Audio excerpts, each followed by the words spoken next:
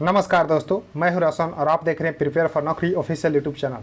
दोस्तों UP RV UNL में junior engineer का एग्जाम कंप्लीट हो चुका है, आंसर की भी आ चुका है। तो मैं यहां पर डिस्कस कर रहा हूं उसी का पेपर। जनरल अवेयरनेस के सेक्शन को यहां पर पूरी अच्छी तरह से डिस्कस किया जाएगा। चाहे आप किसी भी एग्जाम की तैयारी कर रहे हैं तो ये सीरीज आपके लिए इंपॉर्टेंट हो सकता है। प्रीवियस ईयर पेपर आप लोग जरूर जो है प्रैक्टिस करते रहिए। तो 25 अक्टूबर को शिफ्ट फर्स्ट में एग्जाम हुआ था मैकेनिकल का, उसका पेपर आपके सामने मैं डिस्कस कर रहा हूं। देखिए, आपके पास कोई भी क्वेश्चन पेपर होता है तो आप इस जीमेल पे ज़रूर भेजिए। आप लोग पेपर नहीं भेज रहे हैं और इसका पीडीएफ आपको हमारे टेलीग्राम चैनल पे मिल जाएगा, तो इसको ज्वाइन कर लीजिए, लिंक डिस्क्रिप्शन में मिल जाएगा। देखिए, क्वेश्चन है कि निम्नलिखित में से कौन सा राज्य जो है, यानी कि भारतीय राज्य पूछा जा रहा है कि मसालों के लिए प्रसिद्ध है। तो देखिए, मसाला सबसे ज़्यादा जो है केरल में होती है, तो यहाँ पर आपको ध्यान रखना है केरल जो है भारतीय राज्य में मसालों के लिए प्रसिद्ध है। ध्यान रखिएगा, Kerala is the correct answer.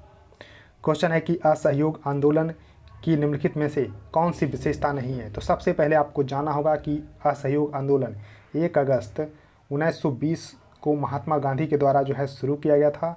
उसके बाद चौरी चौरा घटना हुआ 5 फरवरी 1922 को। 5 फरवरी 1922 को अभी जो गोरखपुर क्षेत्र में पुलिस स्टेशन में आग लगा दी गई थी, उसकी वजह से महात्मा गांधी ने असहयोग आंदोलन जो है वापस ले लिया था। तो असहयोग आंदोलन के बारे में पता चल गया। तो इसमें जो है कौन सी विशेषता नहीं थी। तो राजस्व संग्रह में छूट दिया जाना, ये विशेषता नहीं थी, क्योंकि विधान परिषदों का बहिष्कार किया जाना था, लोक सेवाओं का बहिष्कार किया जाना था, सरकार से प्राप्त उपाधियों को भी वापस किया जाना था। तो ये सब जो है विशेषता थी, लेकिन राजस्व संग्रह में छूट दिया जाना ये विशेषता नहीं थी असहयोग आंदोलन की। क्वेश्चन है कि जैन धर्म की 5 मूल अवधारणा में से एक अपरिग्रह क्या संदेश देती है। तो देखिए, जैन धर्म की 5 मूल अवधारणा है जिसमें अपरिग्रह संदेश देती है अबंधन की। तो देखिए, 5 मूल अवधारणा कौन कौन से हैं, तो यहाँ पर आप देख सकते हैं। तो जैन धर्म में श्रावक और मुनि दोनों के लिए 5 व्रत जो है बताए गए हैं। तीर्थंकर जो, यानी कि देखिए जो 24वां तीर्थंकर थे महावीर, तो इसी तरह से तीर्थंकर हुआ करते थे जैन धर्म में।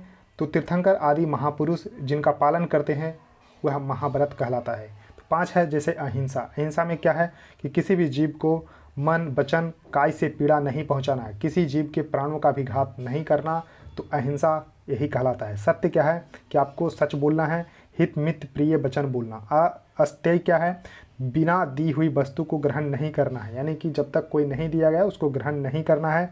ब्रह्मचर्य क्या है, मन वचन कार्य से मैथुन कर्म का त्याग करना, तो ये ब्रह्मचर्य का पालन होता है। और अपरिग्रह क्या है, पदार्थों के प्रति ममत्व रूप परिनमन का बुद्धिपूर्वक त्याग, यानी कि अबंधन। मुनि इन व्रतों का सूक्ष्म रूप से पालन करते हैं, वही श्रावक स्थूल रूप से करते हैं। तो ये 5 जो है अवधारणा है, अहिंसा, सत्य, अस्तेय, ब्रह्मचर्य और अपरिग्रह। क्वेश्चन है कि भारत में नीली क्रांति को किस पंचवर्षीय योजना के दौरान जो है आरंभ किया गया था। तो देखिए, पंचवर्षीय योजना 12 चली भारत में। लास्ट जो है पंचवर्षीय योजना 2012 से लेकर 2017 तक चली।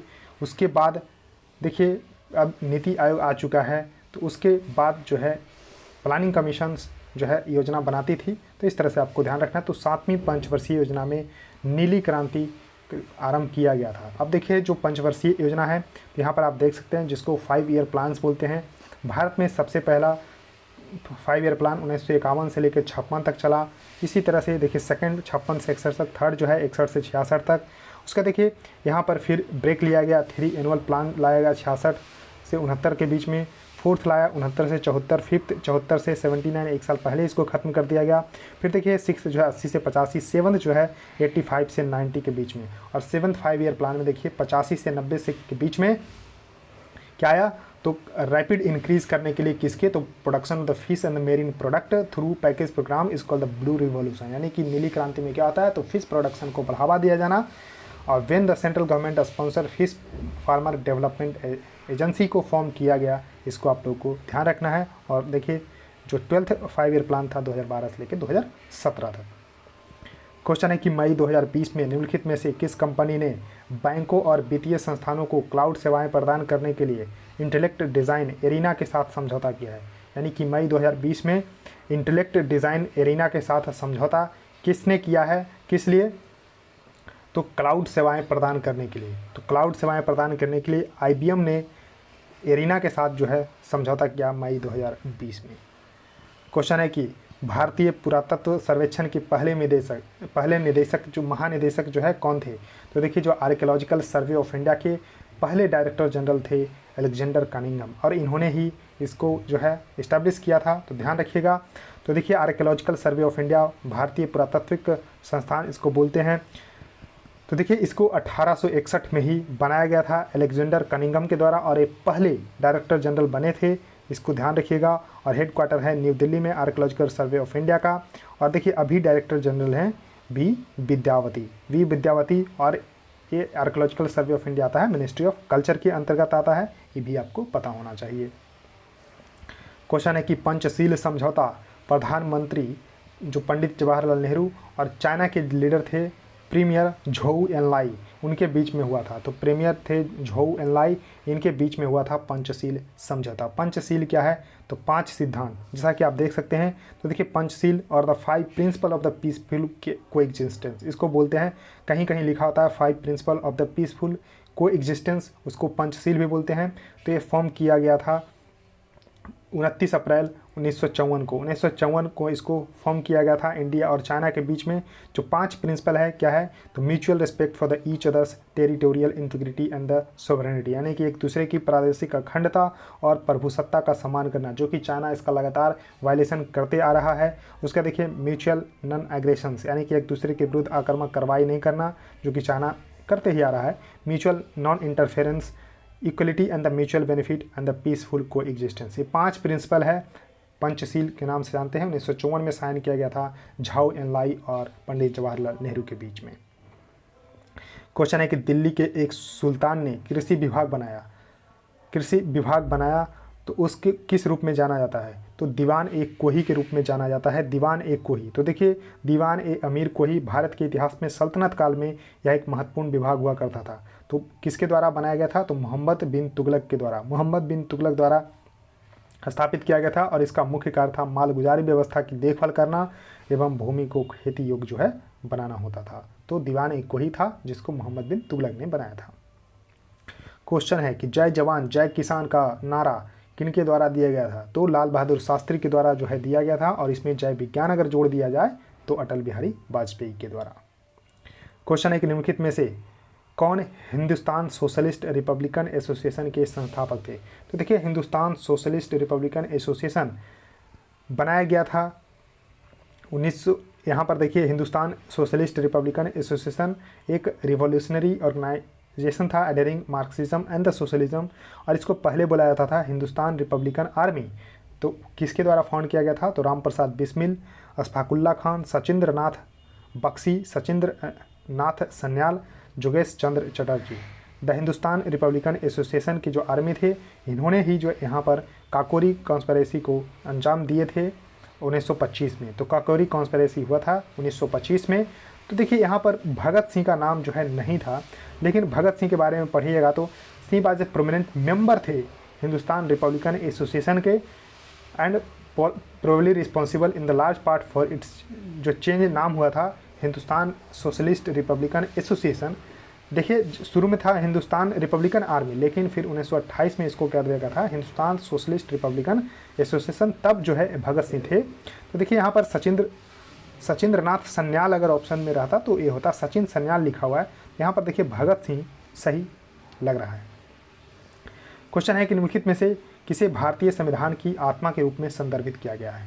तो देखिए भारतीय संविधान की आत्मा जो प्रस्तावना है उसको भी बोला गया है। तो अगर इसमें से कोई ऑप्शन अगर नहीं रहता, प्रस्तावना रहता, तो प्रस्तावना को मार्क करते, लेकिन यहाँ पूरा देखिए जो फंडामेंटल राइट है, जो मौलिक अधिकार है और नीति निर्देशक सिद्धांत है, उसके बारे में पूछा गया है। तो आर्टिकल 32 जो अनुच्छेद 32 है संवैधानिक उपचारों का अधिकार, उसको संविधान की आत्मा भी बोला गया है। तो इसको ध्यान रखिएगा, संवैधानिक उपचारों के अधिकार यानी कि अनुच्छेद 32 को जो है भारतीय संविधान की आत्मा, और भीमराव अंबेडकर के द्वारा बोला गया है heart and soul of the Indian constitution, heart and soul of the Indian constitution article 32 को, क्योंकि इसी के द्वारा जो है आप जो है आपके फंडामेंटल राइट का वायलेशंस होता है तो आप कोर्ट में जा सकते हैं अंडर आर्टिकल 32। तो भारतीय संविधान की आत्मा बोला गया है संवैधानिक उपचारों का अधिकार को।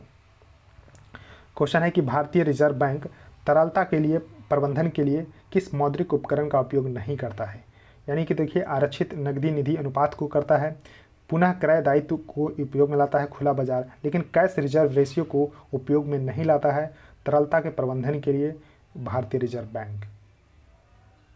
क्वेश्चन है कि भारतीय जनता पार्टी के प्रथम अध्यक्ष कौन थे। तो देखिए जब पार्टी का फॉर्मेशन हुआ 1980 में, तब भारतीय जनता पार्टी के प्रथम अध्यक्ष बने थे अटल बिहारी वाजपेयी जी। अटल बिहारी वाजपेयी जी बने थे और अभी 11वें प्रेसिडेंट हैं जेपी नड्डा। जेपी नड्डा जगत प्रकाश नड्डा अभी जो है 11वें प्रेसिडेंट हैं, बीजेपी के फर्स्ट थे अटल बिहारी वाजपेयी। क्वेश्चन है कि निम्नलिखित में से किस वर्ष में स्थानीय सरकारी निकायों के माध्यम से सामुदायिक विकास कार्यक्रम, देखिए सामुदायिक विकास कार्यक्रम प्रारंभ किया गया था, तो 1952 में। तो 1952 इसका करेक्ट आंसर होगा। स्थानीय निकाय के द्वारा जो है सामुदायिक विकास कार्यक्रम को 1952 में शुरू किया गया था। क्वेश्चन है कि निम्नलिखित में से किस देश से नोबेल शांति पुरस्कार विजेता आंग सान सू की संबंधित है। तो देखिए म्यांमार की चांसलर थी यहाँ पर आंग सान सू की, जिनको नोबेल पुरस्कार भी मिल चुका है, लेकिन अब ये जेल में है।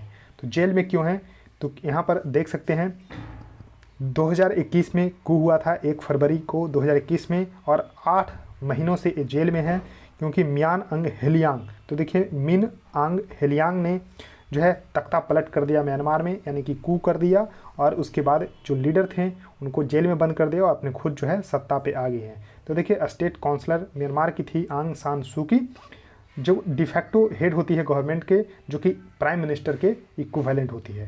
The office is currently vacant है क्योंकि जो है यहाँ पर इनको अरेस्ट करके जेल में डाल दिया गया है। 1 फरवरी 2021 को कू हुआ था। और देखिए इनको 1991 में शांति का नोबेल पुरस्कार भी दिया जा चुका है, non violent struggle for the democracy and human right के लिए आंग सान सू की को। तो ये हैं आंग सान सू की, जो कि स्टेट काउंसलर थी म्यांमार की, इसको आपको पता होना चाहिए। क्वेश्चन है कि जे.सी. कुमारप्पा ने एक रूपरेखा प्रस्तावित की थी, वो किस पर जोर दिया गया था। तो ग्रामीण औद्योगिकीकरण को जोर दिया गया था, तो रूरल जो इंडस्ट्रियलाइजेशन था उसको उस पर जोर दिया गया था। जे.सी. कुमारप्पा ने एक रूपरेखा तैयार की थी। अब देखिए क्वेश्चन है कि निम्नलिखित में से कौन कथन सिंधु घाटी सभ्यता के संदर्भ में सत्य नहीं है। तो देखिए यहाँ पर सत्य नहीं है। तो देखिए सभ्यता 3 चरणों में विकसित हुई थी, बिल्कुल है। प्रारंभिक या प्राक हड़प्पा चरण जो कि 3300 ईसा पूर्व से लेकर 2600 ईसा पूर्व तक, परिपक्व हड़प्पा चरण जो कि 2600 से 1900 ईसा पूर्व तक चली, उसके बाद उत्तर हड़प्पा चरण जो कि 1900 से लेकर 1300 ईसा पूर्व तक चली। तो 3 चरणों में विकसित हुई हड़प्पा सभ्यता, बिल्कुल सही जवाब है ये। उसके देखिए सिंधु घाटी सभ्यता की स्थापना लगभग 3300 ईसा पूर्व में चली। तो देखिए अगर ऑप्शन फर्स्ट सही है तो बी भी सही होगा, क्योंकि देखिए यहाँ पर 3300 ईसा पूर्व में जो है स्थापना हुई थी। उसके देखिए 1900 ईसा पूर्व के आसपास इसका पतन होने लगा और 1400 ईसा पूर्व जो है गायब हो गया। तो देखिए इस ऑप्शन से चलिएगा तो ये भी लगभग सही है। तो देखिए सिंधु घाटी सभ्यता को आधुनिक उत्तर पूर्व अफगानिस्तान से पाकिस्तान और उत्तर पश्चिम भारत तक फैला है। तो देखिए ये स्टेटमेंट यहाँ तक फैला है, ये सही है, क्योंकि सिंधु घाटी सभ्यता का क्षेत्र अगर देखेंगे तो आधुनिक जो उत्तर पूर्व अफगानिस्तान से पाकिस्तान और उत्तर पश्चिम जो है भारत तक फैला हुआ है, लेकिन एक लौह युग नहीं है, एक ब्रोंज एज सिविलाइजेशन था, यानी कि कांस्य युग जो है सभ्यता थी सिंधु घाटी सभ्यता। तो ध्यान रखिएगा, स्टेटमेंट को ध्यान से पढ़िएगा, इतना पढ़ के अगर कर दीजिएगा तो कहिएगा कोई तो यहाँ पर सही ही नहीं है, लेकिन एक लौह युग सभ्यता नहीं थी, जबकि एक ब्रोंज एज सिविलाइजेशन थी सिंधु घाटी सभ्यता। तो ऑप्शन 4 ही यहाँ पर गलत है। तो दोस्तों इस वीडियो में इतना ही रखता हूँ। आई होप आपको ये वीडियो बिल्कुल पसंद आ रही होगी, क्योंकि इसी तरह से मैं डिस्कस करते रहूँगा जो जितने भी एग्जामिनेशंस होंगे। तो आप इस वीडियो को लाइक कर दीजिए, चैनल को सब्सक्राइब करके बेल आइकन को प्रेस कर लीजिए और वीडियो को शेयर कर दीजिए अपने दोस्तों के साथ। सो थैंक यू गाइज, इस वीडियो में इतना ही।